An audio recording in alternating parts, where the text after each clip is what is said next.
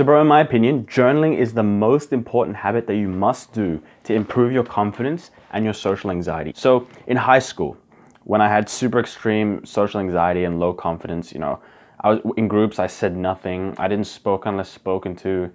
I couldn't speak to my relatives. I was always super scared, super nervous. I saw the world as like a competitive, scary environment. Going to school was the most terrifying thing ever. I was always sweaty and heart racing. When I went to university, everything changed. I was being thrown into a completely new city, completely new circumstances. I was meeting, so many new people every week. I was going out 2 to 3 times a week, meeting people in my classes. I was really far outside my comfort zone, bro. But I made progress.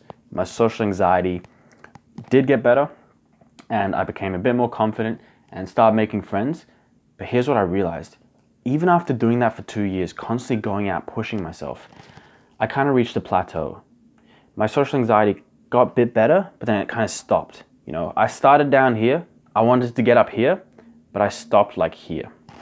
And not only that, I had a lot of friends, but I wasn't close to any of them. I couldn't get close to people, couldn't connect with people.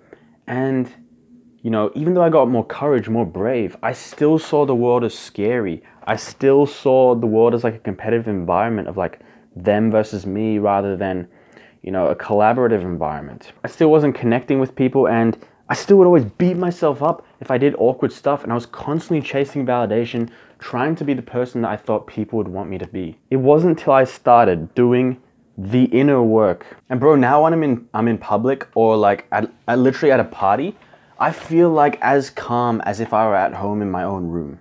Like I feel that relaxed now. Or like I actually enjoy conversations now. Like I enjoy conversations for the sake of just connecting with someone and talking to them. It doesn't feel like some kind of test, like I need to prove myself to them and win them over. And it didn't start being like this till I started doing the inner work. So here's the problem, bro. Here's a problem that you're probably making. The problem 90% of people make when they try to get more confident, try to improve their social anxiety. They focus on getting results in the external world, trying to get people to like them, working on their social skills, putting themselves out there, desensitizing themselves, making friends, practicing, etc. That's great. That's necessary. Don't get me wrong. But they ignore the most important part. They don't do the inner work. Now already, a bunch of guys are going to think this is lame, right? Like this is gay. Like, why would you work on your inner work, right? Like, why would you work on your inner world? The results are out there, bro. There's nothing in here to find. I want the results out there. I want friends. I don't want to work on my brain. Like, I'm already aware of my anxiety. I got to get away from that, bro, right? No, here's the thing. This is the most important part. So I'll try to explain to you why, and hopefully I can convince you why this is the most important thing. So the way you perceive the world, the way you experience the world, right, is formed during your childhood. From your parents, the media, peers and teachers, the way you perceive and experience the world is formed through the beliefs you have about the world.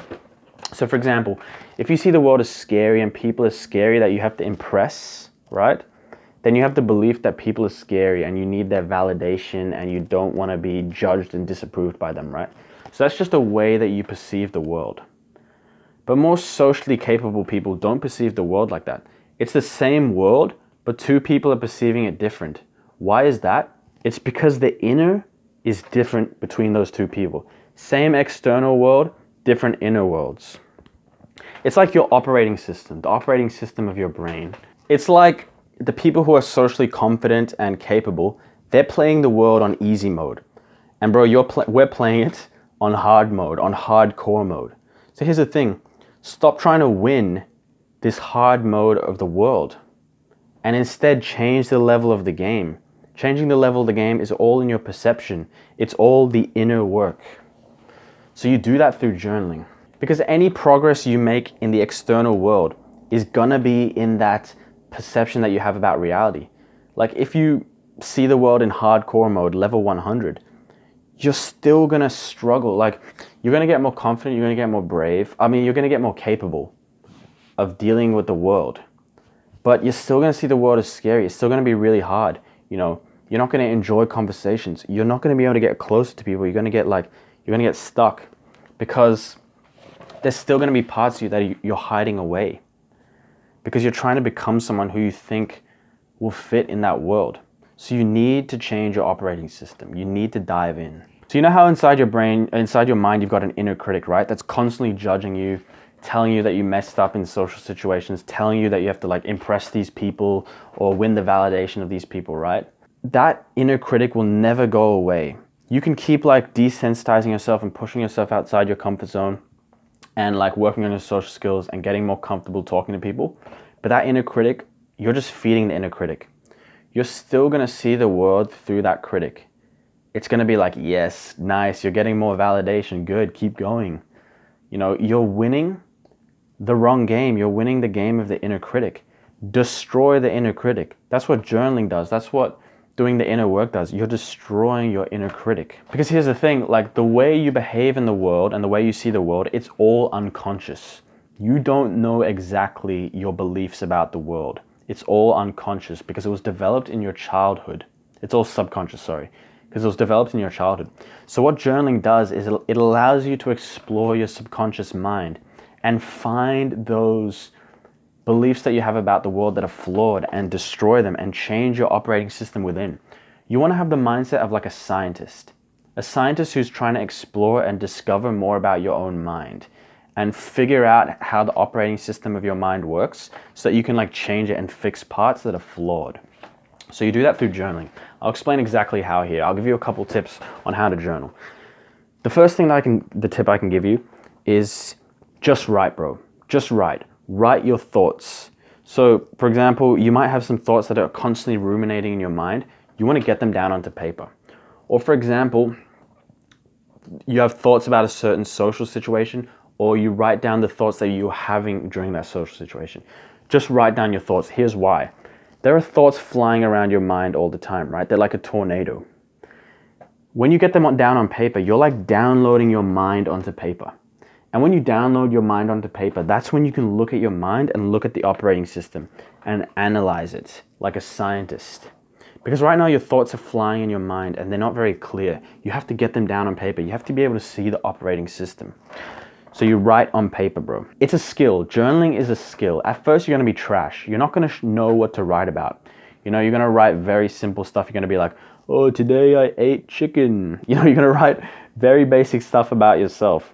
But as you get better, as you journal more and more, you're going to get more skilled in exploring your own mind. And when you get better at exploring your own mind, you get better at finding flaws in your operating system and tweaking them and changing them so that your experience of the world gets better, becomes more comfortable. You'll have these amazing realizations and they feel so good, bro. That's why I love journaling. Like last year I journaled 30 to 60 minutes every single morning. Another tip I'll give you, do it by hand. You'll be tempted to type it away on the computer or whatever. I've tried, it doesn't work, bro. Because when you type on the computer, it's just so fast. You're not processing your thoughts. You're just generating random thoughts that actually aren't related. I don't know if this makes sense. You want to do it by hand, bro, trust me. Okay, and finally, super important here. This one's crucial. Question every single thought you have. Do not assume any thought to be true. All the thoughts that you're writing down on paper, question every thought and belief you have.